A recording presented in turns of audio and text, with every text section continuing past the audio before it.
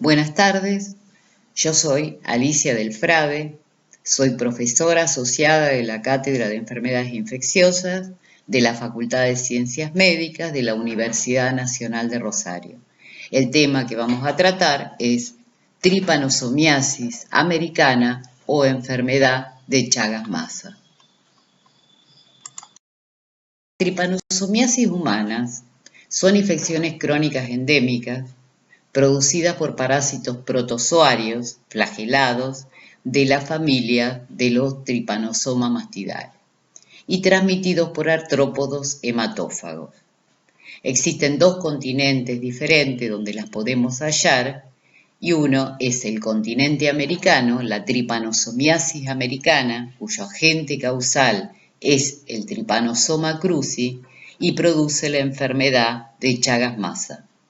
Otro es el continente africano, donde encontramos la tripanosomiasis africana, cuyo agente causal es el Trypanosoma brucei-gambiensis y su vector es la Gloxinia palpis o mosca CC, que produce la enfermedad del sueño. Definición. La tripanosomiasis americana es una hemohistoparasitosis cuyo agente causal es un protozoo flagelado denominado Trypanosoma cruzi, que es un parásito hematófilo que anida principalmente en los tejidos, por ello es una histoparasitosis. Es una antropozoonosis, pues comparte su ciclo biológico con otros mamíferos, donde participa un vector artrópodo llamado Triatoma infectans en nuestro país. Afecta al humano generando enfermedad en diferentes aparatos, el aparato cardiovascular, órganos huecos del aparato digestivo y el sistema nervioso central en orden de frecuencia, especialmente en la fase crónica tardía. En esta diapositiva podemos observar las diferentes vías de transmisión, la vectorial, por ejemplo, donde participa un vector artrópodo, el Triatoma infectans, en un ciclo biológico con otros mamíferos, que pueden ser domiciliarios o silvestres, y su relación con el hombre. Otras vías son la transmisión connatal o vertical, que tiene una frecuencia entre un 8 y 9%, la transfusional, que en la Argentina tiene una baja frecuencia, y la oral, que no hay suficientes datos para corroborarlo. En la diapositiva observamos a dos médicos, el doctor Carlos Chagas de Brasil, que en el año 1909 aisló de un triatominio un parásito protozoo flagelado al que denominó Trypanosoma cruzi. A su lado vemos un argentino llamado Salvador Massa, que en el año 1926 creó en la provincia de Jujuy la MEPRA, Misión de Estudios de Patología Regional Argentina. Massa siempre dijo que las patologías se estudian en las zonas de mayor endemicidad. En esta diapositiva podemos observar los países endémicos vectoriales en las Américas. Podemos observar en azul más oscuro que la transmisión vectorial, o sea, la presencia del vector, está dada geográficamente desde el norte de México, o sea, en el límite con los Estados Unidos, hasta la República Argentina. Como vemos, la distribución mundial, como dijimos en la anterior, va desde el norte de México, en el límite con Estados Unidos, hasta el paralelo 30 en la República Argentina. Según datos de la Organización Mundial de la Salud del año 2009, de la Organización Panamericana de la Salud del año 2019, habla de que alrededor de 66 millones de personas viven en riesgo de contraer Chagas en 21 países endémicos de las Américas, una infección parasitaria que se cobra cada año 12.000 vidas en la región. Más de 6 millones de personas viven con la enfermedad en las Américas y en su mayoría no lo saben. Además, se estima que se producen 28.000 nuevos casos cada año por transmisión vectorial y otros 8.000 casos por transmisión congénita. En esta diapositiva podemos observar las provincias endémicas vectoriales, o sea, donde se ha logrado encontrar la presencia del vector. Vemos que estas provincias son Mendoza, San Juan, San Luis, norte de Córdoba, norte de la provincia de Santa Fe, norte de la provincia de Entre Ríos, la provincia de Catamarca, Tucumán, Salta, La Rioja, Santiago del Estero, Chaco, Misiones, Corrientes, Formosa, Salta y Jujuy. Jujuy nos fijamos que presenta un bajo riesgo de transmisión vectorial. Y si nosotros nos ponemos a pensar, Jujuy tiene las condiciones propicias para el desarrollo del vector. ¿Esto qué nos quiere decir? Que hay muchas provincias que tienen subnotificaciones.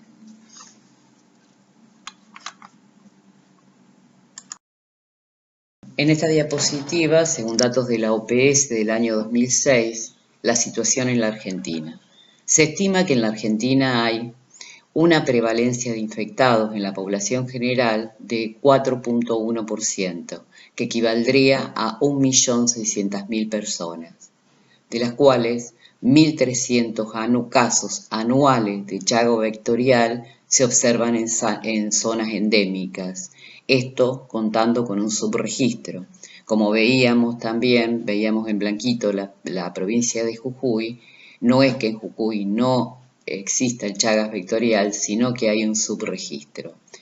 Se calcula más o menos 1.500 casos anuales de Chagas congénito en todo el país. El agente causal de la tripanosomiasis americana es el Trypanosoma cruzi. El Trypanosoma cruzi es un protozoo flagelado que determina un parasitismo hemotisular sistémico con diferentes cepas que pueden determinar diferentes cuadros clínicos. Presenta diferencias morfológicas según su ciclo biológico. En este esquema podemos observar al triatominio en la parte superior que se infecta con un mamífero infectado con Trypanosoma cruzi.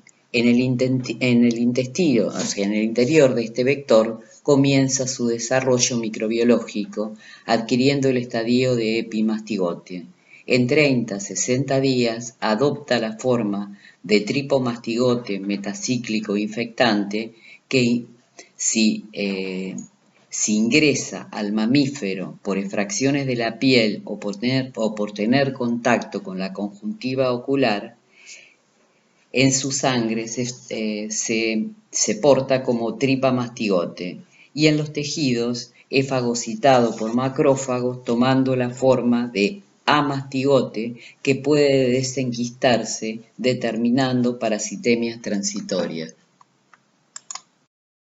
Observamos el tripomastigote vehiculizado en sangre. El tripomastigote presenta un núcleo central y un flagelo. En esta diapositiva observamos cuando ya el tripomastigote es fagocitado por el macrófago y en el interior del citoplasma se forma el amastigote, que es de replicación binaria lenta. En esta diapositiva podemos observar el vector, o sea, el Triatoma infectans en la República Argentina. El Triatoma infectans es de la familia de los Reduvidae, del orden Hemiptera, subfamilia Triatominae. Aquí podemos observar desde el inicio, o sea, en la parte central vemos el huevo y luego vemos la ninfa en sus diferentes estadios, el desarrollo del triatoma hasta su forma adulta, que más o menos mide 2 centímetros. Todo el ciclo, desde el huevo hasta la forma adulta, tiene una duración de 12 meses. El Triatoma infectans, o vinchuca en nuestro país, la palabra vinchuca proviene del vocablo quechua que significa huincucho, que se deja caer.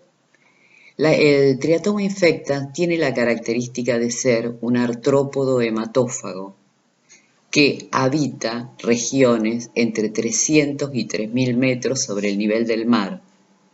Es un insecto silvestre y domiciliario, con predominio domiciliario en nuestro país.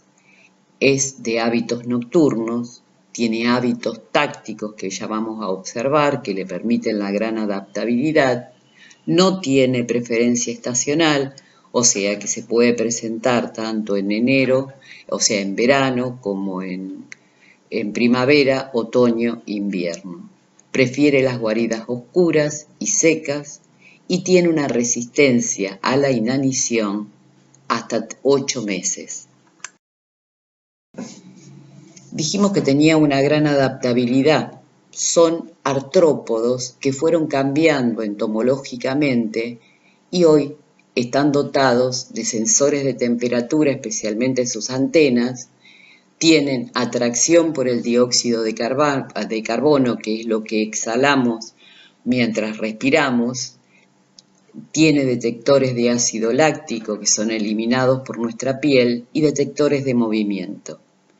Presenta en su aparato chupador estiletes, con los cuales inocula el anticoagulante para que no se trombose la trompa mientras está ingiriendo y para poder succionar la cantidad de sangre necesaria tiene un anestésico por el cual el huésped no lo percibe. El aparato chupador o suctor nos sirve para diferenciar cuando tenemos el artrópodo para saber si es un triatoma hematófago o es un triatoma fitófago. Como dijimos, puede estar hasta 8 meses en inanición, por lo cual cuando encuentra una presa, por eso es que elimina por su aparato chupador un anestésico y lo que le permite succionar hasta 2 centímetros cúbicos de sangre. Esta succión con esta cantidad de sangre permite que cuando está en su interior haya una compresión del aparato digestivo, por lo cual defeca. Cuando defeca, si esta vinchuca o este triatoma está infectado, libera en sus heces los tripamastigotes metacíclicos infectantes. Este es el rancho. La vinchuca existe en América desde hace más de 1 millón de años. Según la evolución social del hombre, se fue adaptando a diferentes hábitats. Los triatomas o vinchucas tienen hábitos nocturnos, o sea, y suelen vivir en el interior de las viviendas, como dijimos, son de hábitos domiciliarios, concretamente en las grietas de las paredes y los techos donde se reproducen. Por lo general el hábitat tipo de la vinchuca es el rancho monoambiente de barro y de paja o de chapa. Por lo tanto, todos los enseres de su habitante pueden ser refugio para este triatoma. Las etapas de la infección. Tiene una fase aguda que depende de la vía de infección, si fue vectorial, si fue transfusional o si fue congnatal. Tiene una fase intermedia o crónica precoz que dura alrededor de una poca cantidad de años, puede llegar hasta 10 años, y una fase crónica tardía, que es donde se pueden observar las patologías que antes hablábamos, que era la afección del aparato cardiovascular, la afección de órganos huecos en el aparato digestivo o lesiones en el sistema nervioso central. Como dijimos, hay una transmisión vectorial. La transmisión vectorial en la tripanosomiasis americana o enfermedad de Chagas tiene una prevalencia del 80%. Por lo general, las infecciones agudas por Trypanosoma cruzi En su mayoría son asintomáticas. Si presentan síntomas, los síntomas más frecuentes se observan en los niños. Los niños son los que menos se mueven durante la noche, por lo cual la vinchuca tiene más posibilidad de ingerir mayor cantidad de sangre, eliminar el el tripanosoma metacíclico infectante y, por ejemplo, si está cercano a los ojos, puede llegar a producir un escozor la materia fecal, el niño refregarse el ojo, ingresa el tripomastigote en la conjuntiva ocular y puede llegar a determinar en un 3% de los casos lo que se llama signo de Romaña o complejo oftalmoganglionar se va a presentar clínicamente como una afección unilateral, se va a presentar en uno de los ojos donde se va a observar un edema unipalpebral o bipalpebral. Es un edema duro, frío, que puede adoptar una coloración violácea. Este edema, por lo general, no deja godé, de ahí el dato para poder diferenciarlo de otras patologías como podrían ser una erisipela en el ojo, donde la misma tiene una coloración rojo-violácea, pero es caliente y es blanda, deja godé. Junto a esto podemos observar en la región donde se produce la afección ocular, ganglios aumentados de tamaño, o sea, va a tener una adenomegalia preauricular que por lo general es móvil y no dolorosa. Esta es otra de las vías de transfusión, tiene una incidencia del 5%.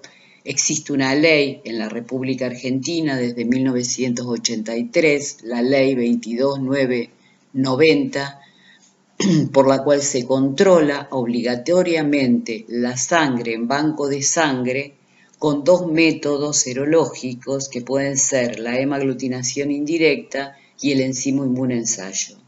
Ante un resultado positivo, se descarta la sangre, se comunica al donante la necesidad de control médico por esta serología positiva. La vía transfusional puede, en un 5% de los casos, presentar síntomas. Estos síntomas pueden ser un síndrome febril prolongado, o sea, un cuadro febril que es vespertino, puede haber transpiración profusa durante la noche, hay poliadenopatía generalizada en casi todas las regiones del organismo y podemos encontrar hepatoesplenomegalia. Decía el doctor Lugones que frente a todo paciente febril que presenta poliadenopatía generalizada febril con hepatoesplenomegalias y con antecedentes de transfusión de hasta 90 días, es imprescindible pensar en Chagas. Se piensa en Chagas y se busca por métodos diagnósticos directos.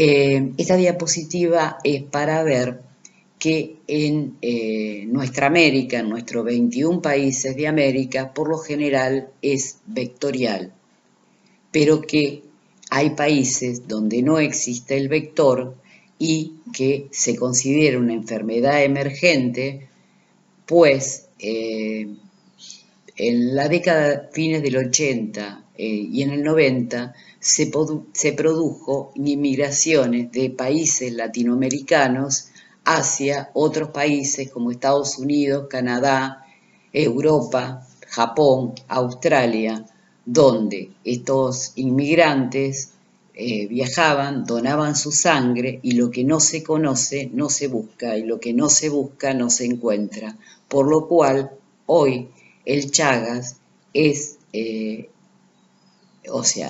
endémico no vectorial.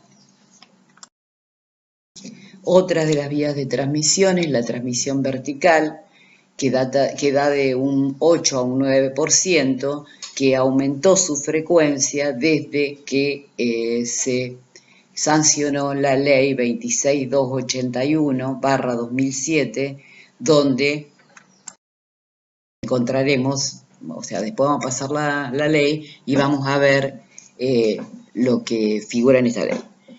La infección por Trypanosoma cruzi adquirida durante la infectación es el Trypanosoma cruzi puede atravesar la placenta a partir de que se produce la placentación en la semana 14 y puede infectar al feto en cualquiera de los momentos de desarrollo hasta el nacimiento. En el momento del parto puede a través de sanguínea infectar al feto o también durante el trabajo de parto. Es la principal vía de infección por este protozoario en niños menores de 1 año. Existen muchas notificaciones, subnotificaciones de importancia en muchas provincias de la República Argentina. Se calcula que existen 50.000 recién nacidos expuestos a riesgo, 1.500 casos producidos por año, y por cada caso vectorial habría 10 casos connatales. Por cada caso connatal detectado y notificado, existen entre 6 y 12 que no se detectan ni se tratan. La infección aguda es la que tiene más probabilidades de que en esa gestación se aumente el riesgo de transmisión placentaria entre un 57 y 71%, por lo que ya habíamos dicho, cuando ingresa el tripomastigote metacíclico va a permanecer en sangre hasta que llega a tejidos a la forma de amastigote. A diferencia de otras infecciones parasitarias, la mamá puede infectar a más de un hijo. Por ejemplo, si tomamos la infección por Toxoplasma gondii, una mujer infectada con Toxoplasma gondii no va a infectar a ninguno de sus hijos. Si esa mujer se infecta con Toxoplasma durante la gestación, se puede infectar ese hijo. La diferencia con la tripanosomiasis es que la tripanosomiasis no se sabe todavía a nivel de estudios por qué se desenquista ese amastigote y produce parasitemias transitorias, cosa que no se ve con el Toxoplasma gondii, el cual se vio que es más susceptible al sistema inmunológico, por el cual no se desenquista en un inmunocompetente. El Chagas, como la mayoría, como el vectorial, como el transfusional, son asintomáticos u oligosintomáticos. Si se llega a presentar síntomas en un recién nacido infectado con Trypanosoma cruzi, puede ser cualquiera de estos síntomas. Aquí tenemos un niño donde está marcada la hepatoesplenomegalia. Puede aparecer con ictericia, anemia, miocarditis, poliadenopatía, meningoencefalitis, síndrome de inmunodeficiencia congénita, lo que nos podrá generar en este recién nacido un cuadro de sepsis. Esta es la ley 26281 sancionada en el año 2007. En su artículo 4 nos habla de la obligatoriedad de la realización y la notificación de pruebas diagnósticas establecidas según normas técnicas del Ministerio de Salud de la Nación, por lo cual toda gestante tiene que ser estudiada a través de 2 técnicas serológicas. Estas técnicas serológicas tienen que ser diferentes y tienen que dar positivas. Este es el estudio de la gestante. Una vez que la gestante se considera positiva, todo niño nacido de madre con serología positiva tiene que ser estudiado por ley con métodos diagnósticos directos, a los 0, a los 14 y a los 30 días. Y ulterior a esto, a partir del 8º mes con técnicas serológicas. Si esta mamá tiene serología positiva para Chagas, la desconocía hasta el momento, el resto de sus niños hasta 14 años tiene que ser investigado por 2 técnicas serológicas diferentes, las cuales tienen que ser positivas para confirmar la infección.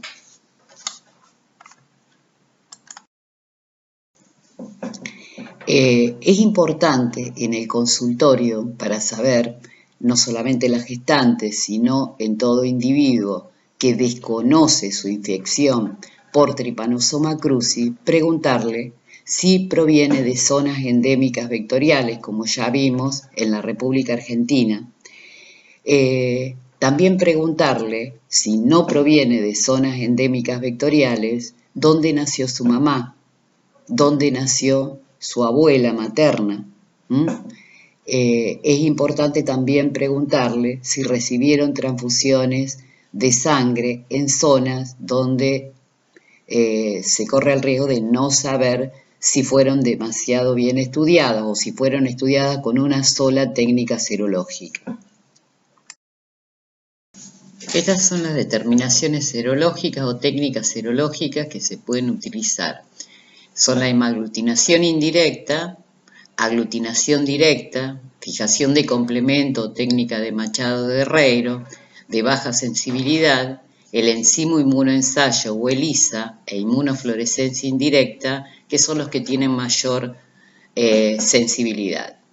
Si hacemos duplas serológicas, supónganse hemaglutinación indirecta y ELISA, tiene una sensibilidad de un 99.9%, al igual que la hemaglutinación indirecta, inmunofluorescencia o la lisoinmunoensayo e inmunofluorescencia. Todas ellas duplas tienen una sensibilidad de un 99.9%. La detección del Triatoma cruzi durante el periodo de parasitemia. Tomemos acá durante el periodo de parasitemia, que lo podemos hacer más fidedignamente, lo podemos hacer en una posttransfusional o en una connatal. Los métodos que se utilizan para este diagnóstico son el microestru, que tiene una sensibilidad del 95%, el estru seriado del 95%, la gota gruesa y la gota fresca con una baja sensibilidad. ¿Por qué? Porque a menor cantidad de sangre, menos probabilidades de encontrar el parásito. Y después 2 técnicas que tienen un 100% de sensibilidad, como son el hemocultivo y el senodiagnóstico. Lamentablemente no se pueden aplicar, aunque tengan un 100% de sensibilidad, porque son técnicas tardías. Y el senodiagnóstico utiliza vinchucas vivas, utiliza las vinchucas vivas. Por lo general, estas vinchucas son alimentadas con sangre de ave, que son refractarias a la infección. Se las tiene en el laboratorio, se coloca sobre el individuo que se presume infectado, se lo deja chupar y después, a los 30 días, 60 días, se estudia esa vinchuca y se busca la presencia del protozoo. Dentro de estos métodos, el microestru tiene una sensibilidad de un 95%, es un buen método, pero como se hace con capilares de vidrio, con 14 capilares de vidrio que se van a llenar de sangre, se van a centrifugar y luego se corta el capilar de vidrio, se coloca la sangre en el porta, pero corremos el riesgo de un riesgo laboratorial. Por lo tanto, el método más utilizado en recién nacido es el estru seriado, que ahora vamos a ver. El estru seriado sería, el estru se toma de 5 a 10 mililitros de sangre en un tubo de Eppendorf, se espera la retracción del coágulo, se toma el suero, ese suero se centrifuga a 600 revoluciones por minuto durante 2 minutos, y queda un sobrenadante. Se toma ese sobrenadante y se centrifuga a 2500 revoluciones por minuto durante 10 minutos. Aquí nos va a quedar un sedimento, ese sedimento se pone en un porta, Se le pone un cubre y se observa no menos de 45 minutos por campo. Esta técnica tiene una sensibilidad de un 95%. En los recién nacidos, esta técnica se hace a los 0, a los 14 y a los 30 días. ¿Por qué? Porque puede ocurrir que la parasitemia se produzca en la semana 37.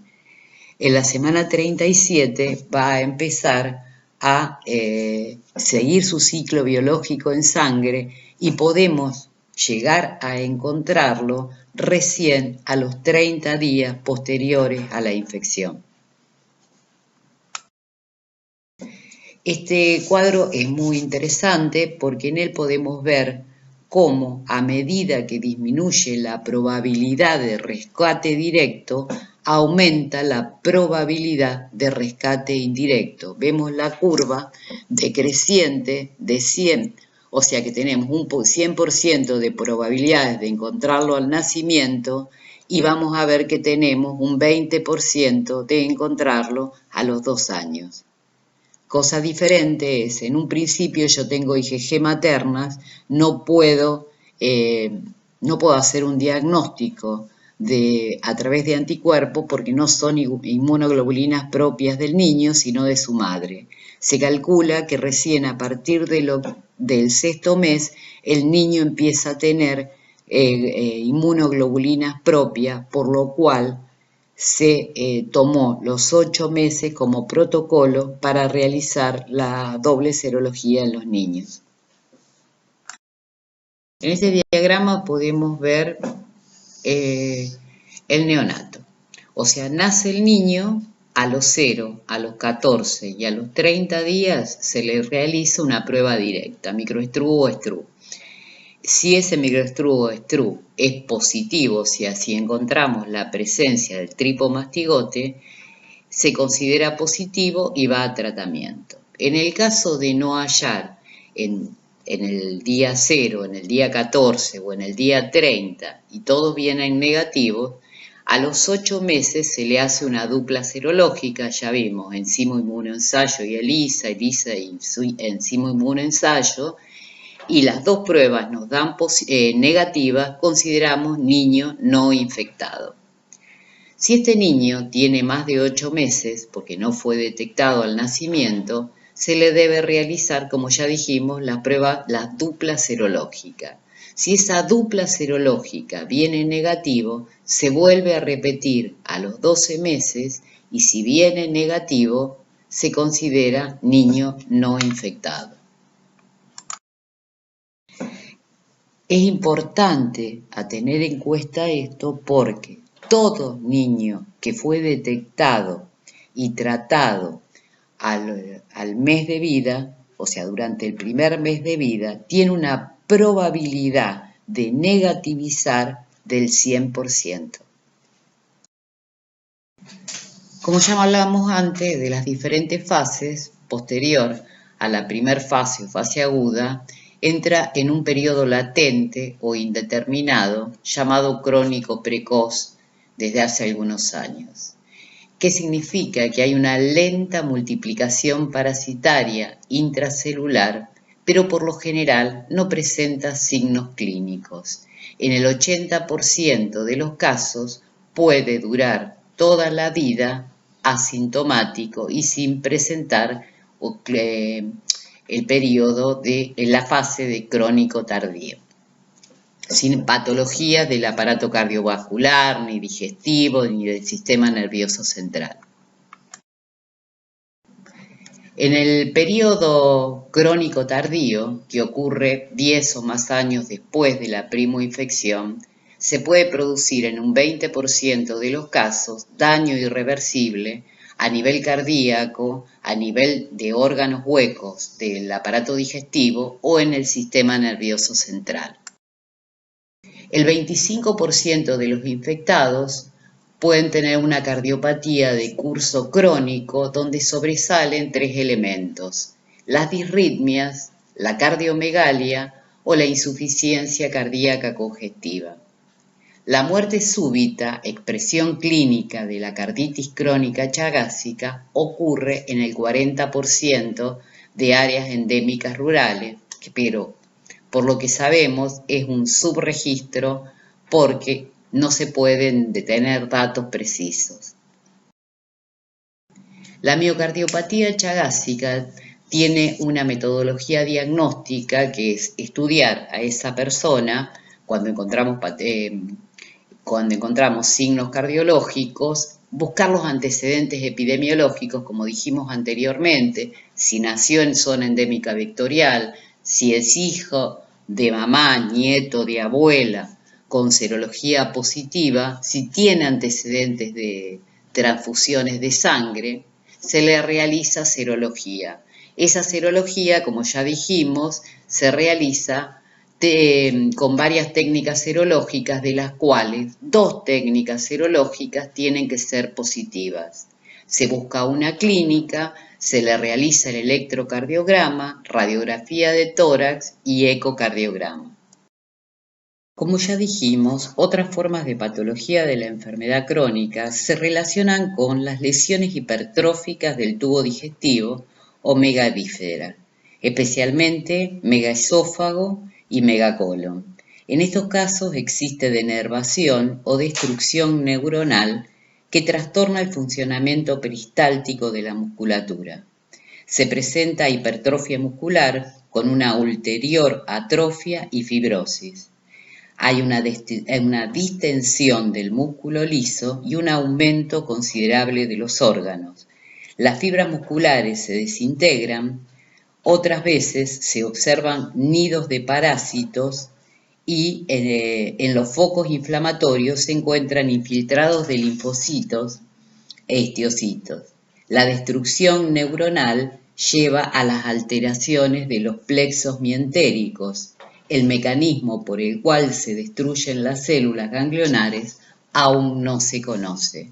Podemos observar en esta diapositiva el megaesófago con síntomas de disfagia, dolor epigástrico, dolor retroesternal, y en esta un megacolon cuyos síntomas nos harán pensar en él la distensión abdominal, la constipación, los cólicos o fecalomas.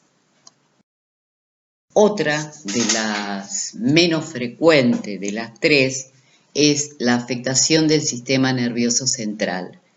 Se presenta en personas infectadas e inmunodeprimidas. Se puede observar, como ya dijimos, en el neonato al nacimiento, pero en el adulto se puede observar en personas inmunodeprimidas con reactivación de estos amastigotes el sistema nervioso central. Era frecuente de observar en la etapa SIDA con baja cantidad de CD4. Con manifestaciones del sistema nervioso central se le realiza serología para Chagas, tiene una serología negativa para Toxoplasma gondii, que es el más frecuente, y por lo tanto, al tener serología positiva para Chagas con afectación del sistema nervioso central, realizamos el tratamiento correspondiente. El tratamiento para Chagas se realiza en el Chagas agudo, como ya dijimos. Si yo detecto un niño con tripanosoma en las pruebas directas o encuentro serología positiva hasta los 14 años de edad, o detecto una prueba directa en un post-transfusional, realizo tratamiento. Y lo que se considera el tratamiento en el Chagas crónico precoz serían los niñitos estudiados, hijos de madre con serología positiva, hasta los 14 años. Pero, como ya dijimos antes, la mayor efectividad es dentro de los primeros momentos de la infección. Como vimos en el diagrama, la posibilidad y por la experiencia es en los primeros 12 meses de vida. Las drogas que se utilizan para tratar la tripanosomiasis americana desde el año 1960, que fueron descubiertas son dos, el nifurtimox y el besnidazol. El nifurtimox se da a dosis de 15 miligramos por kilo por día en 3 tomas diarias.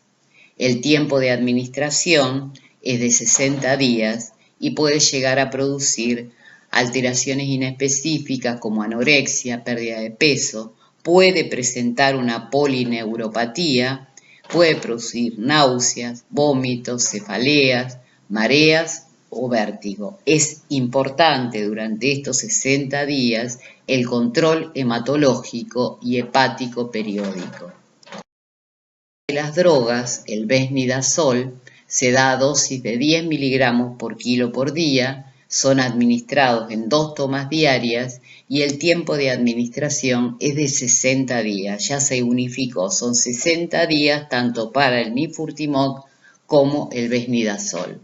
Puede producir una dermatitis alérgica, una neuropatía periférica, anorexia y pérdida de peso, insomnio o trastornos a nivel hepático, por lo cual, como el anterior, se debe hacer un control hematológico y hepático durante todo el periodo de tratamiento.